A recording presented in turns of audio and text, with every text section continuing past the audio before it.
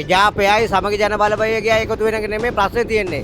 ස්කාගාර තියාගෙන ඒගොල්ලෝ ජීවත් වුනේ. ලංකාව වටේම ගෙවල්, ලංකාව වටේම ගෑනු, ලංකාව වටේම ළමයි. ඉතින් ඒවා පහ නැතුව අපි කතා කරනවා. ඉතින් මේ හිරේ ගිය එකා කියනවාද මම වැරද්දක් කළා කියලා? නෑ ඒගොල්ලෝ බෝපැල, බෝධි සත්වයෝ. ජනාධිපතියත් එක්කමයි උනත් කමයි. මිහින්තලේ හාමුදුරුවෝ ගැන අපි ඔයාලට වැඩිය බුද්ධිමත් චරිතයන්නේ 2029 සජිත් ප්‍රේමදාස ජනාධිපති වෙන්න පුළුවන්ද කියලා දහන්නේ. ඊට වල අදරාට මලුත් එහෙම. එනට ඉතින් රණාවල් රාජපක්ෂගේ වැඩපිළිවෙල හොඳයි වගේ පේනවා. 2029 ජනාධිපති නාමල් වෙයිද? ඔය ප්‍රශ්නේ අහන්න එපා වගේ.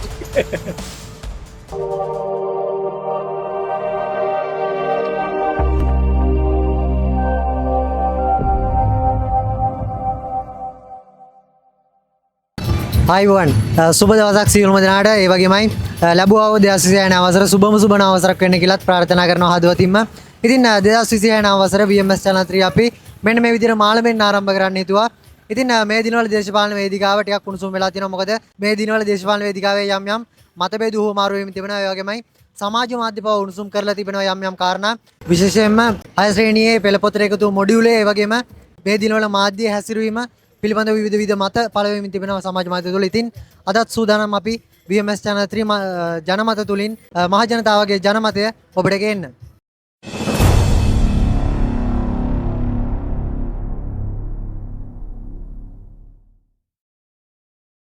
දැන් මේ දවස්වල දේශපාලන වේදිකාවේ යම් කාරණා කොට ගෙනල්ලා තියෙනවා. ඒ අතර විශේෂයෙන්ම මේ සජබ සහ එජාපේ එකතු වෙන එක සම්බන්ධව ඔබතුමාගේ අදහස මොකක්ද?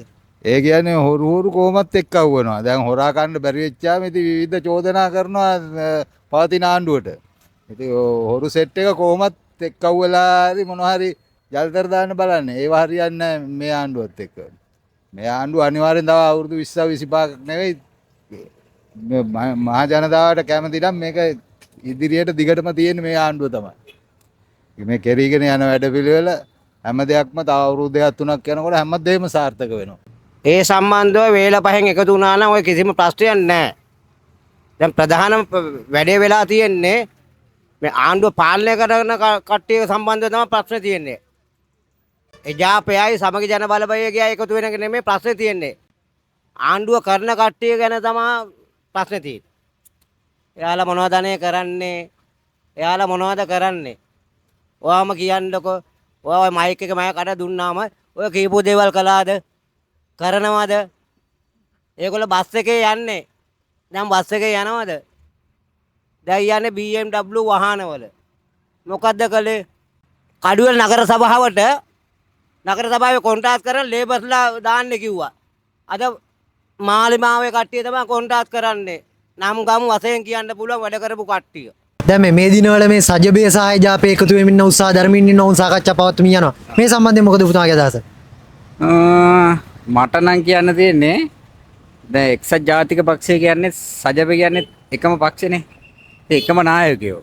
නමුත් දෙගොල්ලෝ දෙකට බෙදිලා නායකත්ව ප්‍රශ්න තියාගෙන පක්ෂය ඇතුලේ ගැටලු තියාගෙන තීවිලා තමයි පක්ෂ දෙකට කැල්ල ගිහිලා තියෙන්නේ නේ.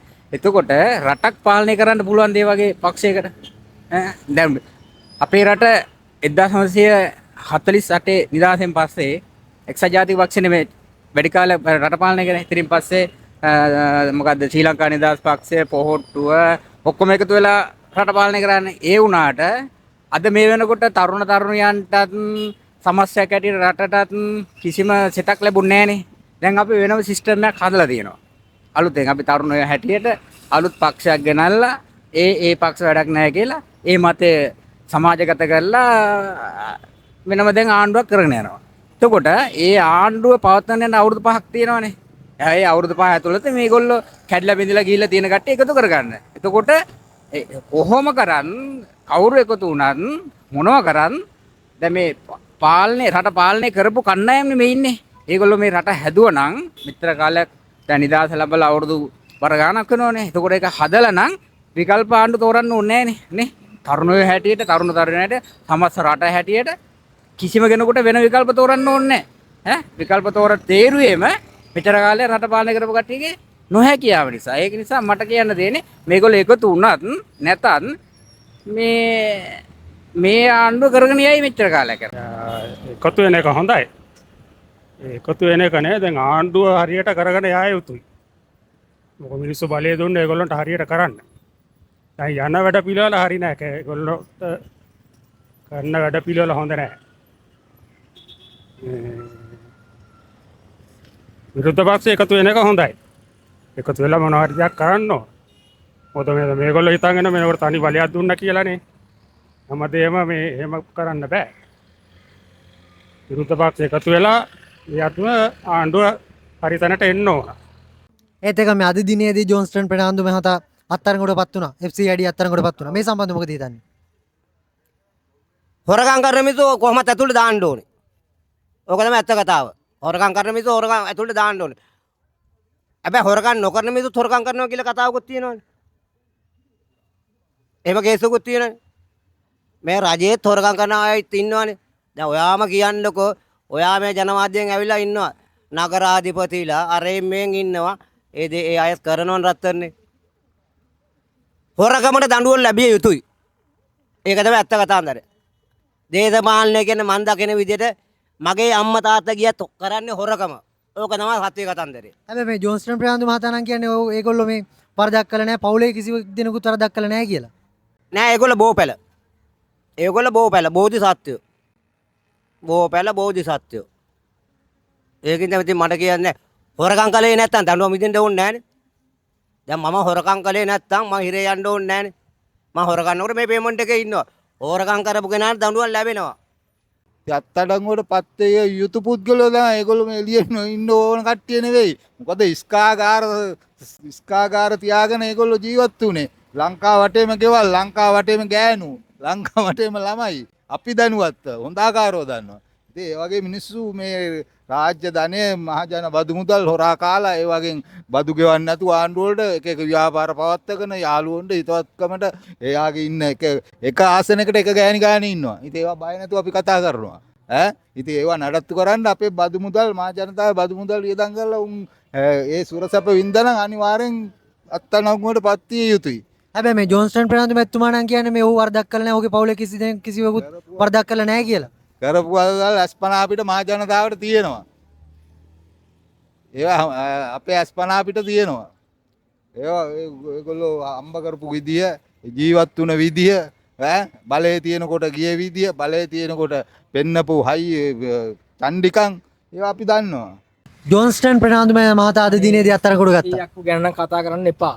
අප්‍රසන්න වෙලා නෙලෙව්වේ. පොහොට්ටු එකෙක්වත් කතා කරන්න එපා. හැබැයි මේ ජෝන්ස්ටන් ප්‍රනාන්දු මහතා නම් කියන්නේ මේ උන් වරදක් කළා නැහැ කියලා. ඉතින් මේ හිරේ ගිය එකා කියනවාද මම වැරද්දක් කළා කියලා.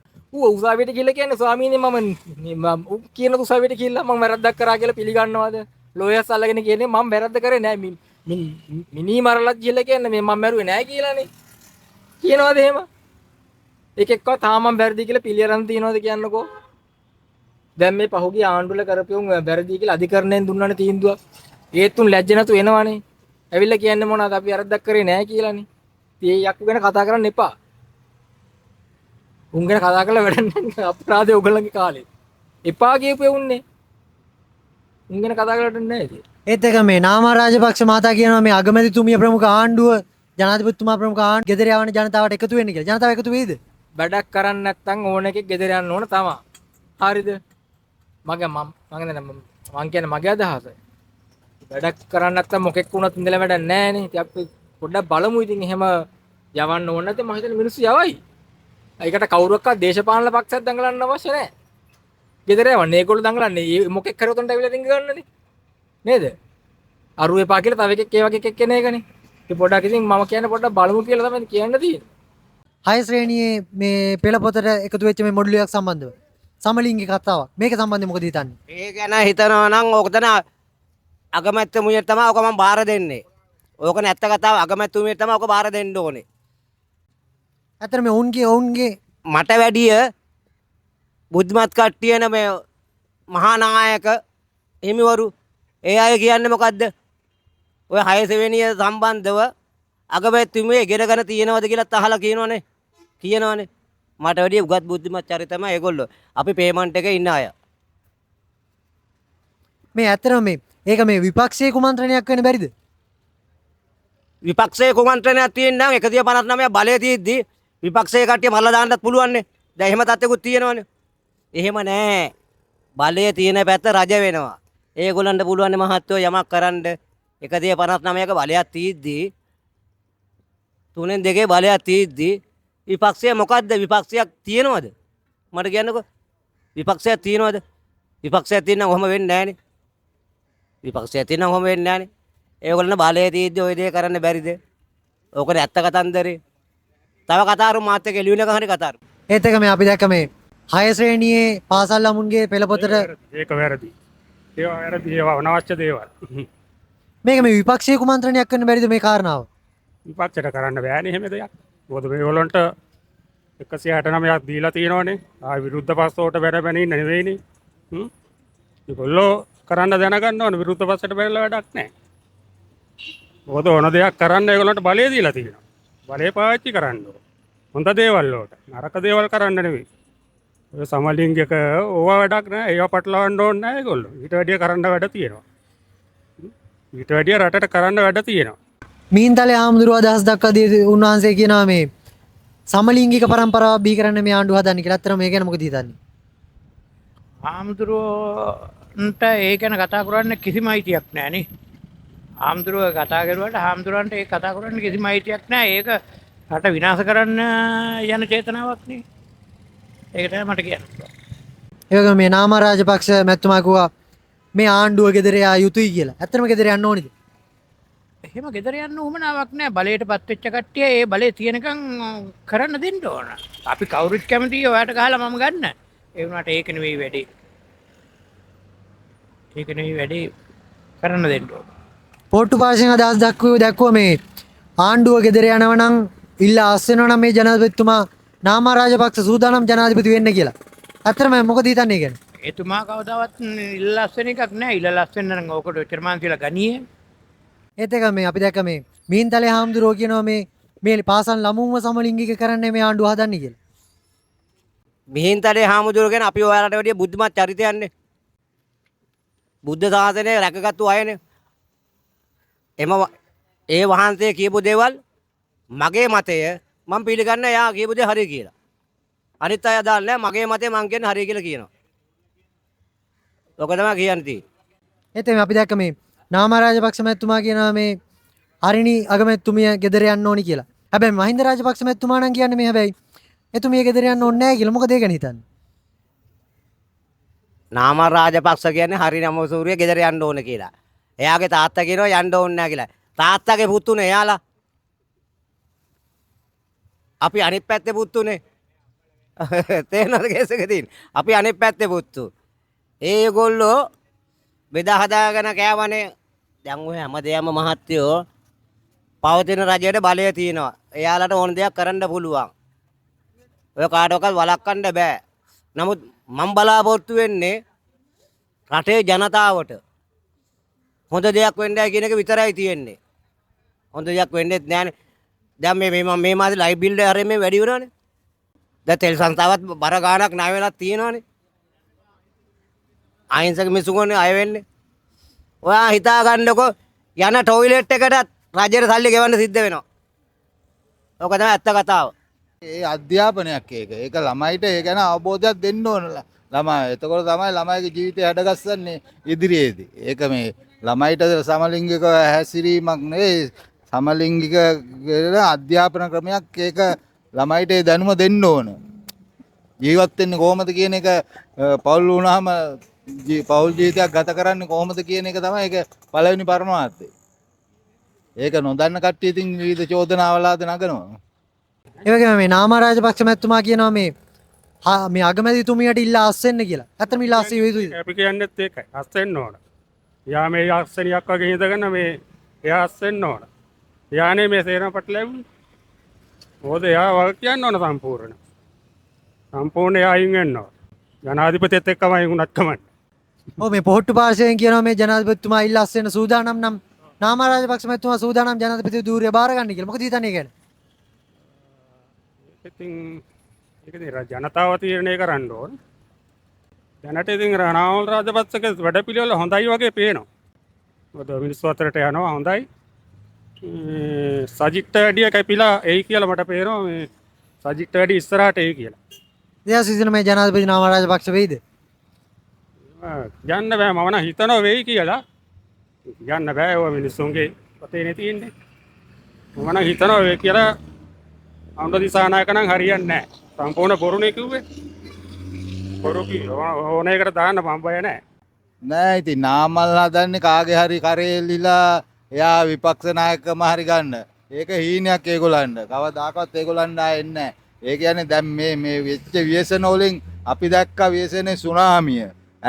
සුනාමිය මොකද කරේ? සුනාමිය හම්බෙච්ච සල්ලි මුදල් ඔක්කොම ගසා කෑවනේ පවුලේ උදවිය. දැන් මේ ගම් අතුරේ මේ වෙච්ච සුනාමියෙන් නායෑමෙන් එක සත පහක් වංචා කරපු තැනක් පෙන්වන්න පුළුවන් නම් කිසිම තැනක සත පහක්වත් වංචා වෙලා නැහැ. ඒවා විනිවිද භාවයෙන් හැමදේම ඒවා හරියාකාරව සිද්ධ වෙනවා ස්ථීර විසඳුම් සහිතව. ආපදා ගැන කතා කරද්දී අපි දැක්කා මේ පසුගිය මාසයේ පුරාවටම ආපදාවට ලක් වුණා රටේ විවිධ ප්‍රදේශ. මේ ආණ්ඩුවේ හැසිරීම කොහොමද? ආණ්ඩුව මැදිහත් වුණු විදිය කොහොමද දැනෙන්නේ සම්බන්ධයෙන්? ආණ්ඩුවේ ඉතින් මැදිහත් වීම උපරිමයෙන් මැදිහත් වෙලා තියෙන්නේ. උපරිමයෙන් කියන්නේ විවසනයක් එන්නේ මේ කොයි ආණ්ඩුව තිබ්බත් එන විවසනේ එනවා. ඒක සුභාධර්මෙන් දෙන දායාදේ කවුරු හිටියත් බාර ගන්න ඕන. ඒකට ඉතින් කිසිම ආණ්ඩුවකට පවතින රජයකට දොස් කියන්න බෑ. ඉතින් ඒකෙන් පස්සේ මිනිස්සුන්ගේ ජීවිත හැඩගස්සලා නැවත නැගිටීමක් උදා කරලා ඒ හැමදේම ආණ්ඩුවෙන් ඒක ක්‍රමානුකූලව කරනවා. නැත්නම් යන්නම් වාලේ ගියොත් හම්බෙච්ච දේවලුත් නැතුව යනවා. එක එක හොරා කරනවා. එහෙම කරන්නේ නැහැ. ඒවා හැමදේම කම්පියුටරේ දැම්මා වගේ ලැබිච්ච සතපහේ ඉඳලා ඒවා මහ ජනතාවට ඒවා ඉදිරිපත් කරනවා යම් වෙලාවක. මේ අද දිනේදී ජෝන්ස්ටන් ප්‍රනාන්දු මහතා අත්අඩංගුවටපත් වුණා. මේ අත්අඩංගුවටපත් වීම සම්බන්ධයෙන් මොකද හිතන්නේ? ඒක මෙහෙමයි අත්අඩංගුවටපත් වුණා කියන්නේ ඒක නීතිමය කරුණක් තියෙන නිසා නඩුවක් තියෙන නිසා යම් කිසි දෙයක් කියන්න බෑ. නමුත් සමාජයේ හැටියට දැන් මට දැක්ක විදිහට නම් දේශපාලඥයෝ හොරගම් කරලා තියෙනවා නම් වංචා කරලා තියෙනවා නම් දූෂණය කරලා තියෙනවා සමස්ත රටේ මිනිස්සුන්ගේ සල්ලිනේ. ඒගොල්ලෝන් ගෙදරින් ගෙන ආපේවත් මගේ අපේ කියන්නේ මේ වෙන තැනකින් ගත්ත එකක් වත් නෙවෙයි. රටේ සමස්ත රටේ ජනතාවගේ සල්ලි හොරගම් කරලා තියෙනවා වංචා කරලා තියෙනවා නම් ඒ අයට නිසි දඬුවම් ලැබෙයි. හැබැයි මේ ජෝන්ස්ටන් ප්‍රනාන්දු මහතා නම් කියන්නේ ඔවුන් වරදක් කළා නැහැ කියලා. මේ සම්බන්ධයෙන් මොකද හිතන්නේ? වරදක් කරලා නැහැ කියලා කියන්න බෑ. අපිට සාමාන්‍ය සමාජ මාධ්‍යමුයි සමාජෙමුයි ජාතික පුවත්පත් ජාතික රූප හැම channel වලින් අපිට දැනගන්න පුළුවන්. ඉතින් ඉස්සර ඉඳලා ඒගොල්ලෝ මුලින් ආපු විදිහයි දැන් ඉන්න විදිහයි බලපුවාම ආසයි පොළොවයි වගේ. ආර්ථික මට්ටම බලපුවාම මුලින් හිටපු ජොන්ස්ටන් ප්‍රනාන්දු මැතිතුමා නෙමෙයි දැන් ඉන්නේ. දැන් වෙනස්. ගොඩක්ම වෙනස්. ආර්ථික පැත්තම වෙනස්. හැම පැත්තෙම වෙනස්. ඒකින්ද රටට යමක් වෙනවා නම් ඒ පැත්තට අපි නම් කැමතියි. 2029 ජනාධිපති වෙන්න පුළුවන් වේද? 2029 ජනාධිපති වෙන්න පුළුවන් වේද? කවුද? සජිත් ප්‍රේමදාස මැතිතුමා. 2029 සජිත් ප්‍රේමදාස ජනාධිපති වෙනවයි කියලාද ඔයා කියන්නේ? වෙන්න පුළුවන්ද කියලාද අහන්නේ? ඊට ඉස්සෙල්ලා මලුක් මං කොහොමද කියලා සජිත් ජනාධිපතිතුමා ජනාධිපති වෙයි කියලා. ඊට ඉස්සෙල්ලා සජිත් ප්‍රේමදාස මහත්තයා මලුත් මට දැන් මේ කියන කතාව බොරුවන්නේ 2029 මම ඔයාලට කිව්වොත් එම සජිත් ප්‍රේමදාස ජනාධිපති වෙයි කියලා කිව්වුවා කියන්නකො. ඊට ඉස්සෙල්ලා මලුත් එහෙම වෙන කෙනෙක්ටපත් වෙන්න. එතකොට මම බොරුව එතකොට කියන්නේ මං කියනවා 2029 සජිත් ප්‍රේමදාස ජනාධිපති වෙයි කියලා. එහෙම වෙන්නේ නැහැ. ඊට ඉස්සෙල්ලා අදරාට මලුත් එහෙම කොහොමද කියන්නේ? ඒ අනාවැකේ බල කරන්න බෑ. අපිට කියන්න තියෙන්නේ හොඳ දෙයක් කරගෙන යන්න එක විතරයි තියෙන්නේ. පසුගිය දිනවල අපි දැක්කා මේ මාධ්‍ය සම්බන්ධයෙන් විශාල කතිකාවතක් ගොඩනැගිලා තියෙනවා. මේ ශ්‍රී ලංකාවේ මේ ප්‍රවෘත්ති ඉදිරිපත් කිරීමේදී මාධ්‍ය වල හැසිරීම සම්බන්ධයෙන් මොකද හිතන්නේ? මාධ්‍යයක් කියන්නේ ඒක සදාචාර සීලාචාර වෙන්න ඕන මාධ්‍යයක්. හැමෝටම එක විදිහේ කිසිම පක්ෂයකට ගැති වෙන්න හොඳ නැහැ මාධ්‍ය. මාධ්‍ය කියන්නේ ඇත්ත ජනතාවට හෙළි කිරීමයි. නමුත් ඔය දැන් කියන ඔය මාධ්‍ය එක් පැත්තකට ඒගොල්ලන්ගේ වාසියට විතරක් හැමදේම ඒ ප්‍රවෘත්ති උනස් සංස්කරණය කරන්නේ ඒ විදිහට ඒගොල්ලෝ. ඉතින් ඒගොල්ලන්ට ඒවා මන්නම් කියන්නේ මේ අයට බලපත්‍රයක් නොදිය යුතුයි රජේ. කියන්නේ ජනතාව මුලාවේ දාන බොරු කියන ඒ කියන්නේ නැති දෙයක් ඇත්ත විදියට ජනතාවට ඉදිරිපත් කරොත් කෙලින්ම ඒගොල්ලන්ගේ ලයිසන් එකක් තාහනම් කරන්න. අනුර කුමාර දිසානායක ජනාධිපතිතුමා ඉල්ලා ආස් වෙනවනේ රට බාර ගන්න නාම රාජපක්ෂ සූදානම් කියලා කිව්වා. සුපිරි. තියෙන දැන් අඩුම ගානේ අපි එන්න හරි බොනවනේ. ඒකත් නැති වෙයි. මං හිතන්නේ තේරුමක් වෙයි කියලා ඒ වගේ කියන නම් එන එක. කිසිම තේරුමක් නැහැ. ඉතිහාසයට ගිහලා බලන්නකෝ ඒගොල්ලන්ගේ. මොනවාද කෙරුවේ කියන එක ගැන. තාත්තා නම් අඩුම ගන්න යුද්ධවත් නැවතුනේ තාත්තා මේවා කරන්න නැත් වෙන්නේ. තාත්තා යුද්ධ නැවැත්තු එකම හේතුවකනේ. හරි මේ මනුස්සයා දෙයක් කරා කියමුකෝ. හරි දෙයක් කළා. ඒක ඕකේ. මෙයා මොනවා කරලා? ආවට පස්සේ මොනවා කරයිද දැන් කියන කතාවල් කිව්ව ඇහුවාම දැන් මොන එක පිළිදුවක් වෙලානේ තියෙන්නේ ඇවිල්ලා. වැඩක් ඇත්තෙම නැහැනේ. 2029 ජනාධිපති නාමල් වෙයිද? ඔය ප්‍රශ්නේ අහන්න එපා වගේ. ජීවිතේට මට තේරුම් නැහැ කතා කරලා. ඔය පාර්ලිමේන්තු මේ ආසනයක් කරන් ඔහොම පිස්සු කෙල්ලිනවනම් ඔක ජනාධිපති වුණොත් කොහොම වෙයිද කියන්නකෝ. තේරුම් නැහැ නේද? පොර වැඩන්නේ. මේ දිනවල කරලියට ඇවිල්ලා තියෙනවා මේ 6 ශ්‍රේණියේ පෙළ පොතට මේ එකතුණු මොඩියුලයක් සම්බන්ධව සමලිංගික කතාවක් ඇවිල්ලා තියෙනවා. ඇත්තටම ඒ අතරින් මේක මේ විපක්ෂයේ කුමන්ත්‍රණයක්ද කියලාත් සැකයක් මතුවලා තියෙනවා ආණ්ඩු පාර්ශවයට. ඇත්තටම මේක විපක්ෂයේ කුමන්ත්‍රණයක් වෙන්න බැරිද? එහෙම වෙන්න පුළුවන්. ඒ කියන්නේ විවිධාකාර රින්ගන්න පුළුවන් කොතනද චූටි හිඩසක් තිබ්බත් ඒක අර මේ චූටි දේ මහා විශාල පර්වතයක් කරලා පෙන්නලා ඒකෙන් අර දේශපාලන වාසි ගන්න තමයි හොරු ටික දඟලන්නේ. ඉතින් ඒකට ඉතින් ජනතාව රැවටෙන්නේ නැහැ දැන්. ඒ කාලේ ඉවරයි. ඉන්නවා තව එම්ෙන් හොරා ගන්න බැරි එවුන්ගේ පාක්ෂිකයෝ ඉන්නවා. උන් තමයි චෝදනා කරන්නේ. ඒත් මේ අපි දැක්ක ඒ පිළිබඳව මේ මීන්තලේ හාමුදුරුව අදහස් පළ කරද්දී ඒ උන්වහන්සේ මීන්තලේ හාමුදුරුවෝ අගෞරවයක් කරනවා නෙවෙයි. එයාට බෙන්ස් කාර් එකක් ලක්ෂ 50ක් 100ක් දෙනවා නම් ඒ හැරෙන ඕන පැත්තට එයා කතා කරනවා. ඒ කියන්නේ ශාසනයට අගෞරවයක් නෙවෙයි. එයා හැරෙන කවුද දෙන්නේ ලක්ෂ 50 බෙන්ස් කාර් එකක් මොනවද දෙන්නේ දෙන දොළ පිදේනි පැත්තට එයා කතා කරනවා. ඔයිට කලින් සජිතුත් ගිහිල්ලා මේ සජිත්ට ඡන්ද දෙනවා කියලා සජිත් කුට්ටියක් දීලා ආවා. මේ ආණ්ඩුවනොත් ගිහිල්ලා කතා කරා. එතකොට ඒ පැත්තට කතා කරා හොඳයි කියලා. දැන් ආයෙත් විවිධ චෝදනා නගනවා. ඉතින් ඒගොල්ලෝගේ හැටියේ. ඒගොල්ලන්ගේ පැවැත්මක් නැහැ නැත්තම් එහෙම කතා කරේ නැත්තම්. ඒත් එක මේ අපි දැක්ක ඒ සම්බන්ධව මේ මීන්තලේ හාමුදුරුව නිතර අදහස් පළ කරනවා. උන්වහන්සේ පළ කරපු අදහසක් තමයි මේ අගමැතිතුමිය ඉවත් වෙන්න ඕනේ කියන කාරණා. මේ සම්බන්ධ අදහස මොකද්ද? මෙහෙමයිද අගමැති හෝ ජනාධිපතියෝ වත්මන් ආණ්ඩුව හරි ඉවත් වෙන්න කියන්නේ එයාට අයිතියක් නැහැ. මොකද එයා ඇවිල්ලා පූජ්‍ය පක්ෂයක්නේ. එයාට කොතනකවත් පක්ෂයක් ඒ කියන්නේ මේක පැත්තකට ලඝු වෙන්න බෑ. UNP වෙන්න පුළුවන්, සමගි ජන බලවේගය වෙන්න පුළුවන්, පොහොට්ටු වෙන්න පුළුවන්, මේ MPP එක වෙන්න පුළුවන්, JVP එක වෙන්න පුළුවන්. එයාලා ඉන්නවනේ ස්වාධීනවනේ. ඒ වුණාට දැන් මේ මම දැක්කා ඊයේ වොයිස් කට්ටයක් දීලා තිබුණා මේ හරිනියෝ ගෙදර යවන්න ඕන 159 ගෙදර යවන්න ඕන ජනාධිපති ගෙදර යවන්න ඕන කියලා එයාට එහෙම කියන්න අයිතියක් ඇත්තෙම නැහැ. මොකද මිහින්තලේ හාමුදුරුවෝ කියන්නේ පැත්තක් මොනවා හරි දෙනවනම් ඒ පැත්තට දෙන මම මතකයි දැන් ඉන්න වත්මන් ජනාධිපති අනුර කුමාර දිසානායක මැතිතුමාගේ මොකක්ද තිබුණා වැඩසටහන. ඒ වැඩසටහන එයාට සම්මානයක් දුන්නා. ඒ සම්මානේ දීලා සල්ලි ගත්තට පස්සේ මොනවා හරි ඒ වරප්‍රසාද වරදාන දුන්නාට පස්සේ සමහර කලාවට හැම වෙලෙම දෙන්න වෙන්නේ නැහනේ. දෙන්න බැරි වෙනකොට අනිත් පැත්තට ගේනවා. එහෙම හිතන ඒ චරිතය. අපි මම නම් දකින්නේ පූජ්‍ය පක්ෂයේ ඉන්න ඕන ස්වාධීනව. ඒක තමයි. මිහින්තලේ හාමුදුරුවෝ කියන්නේ එච්චර තමයි. මොකද උන්වහන්සේ ඉන්න ඕන පැවිදියෙක් විදියට. ගිහියෝ කරන දේවල් කරන්න යන්න බෑ. එතකොට තමයි අපේ බුද්ධ ශාසනය නැත්තටම නැති වෙන්නේ. කටවල් හැරපුවාම සාමාන්‍යයෙන් බලපුවාම බුද්ධ පුත්‍රයෙක් කියලා කියන්න බෑ.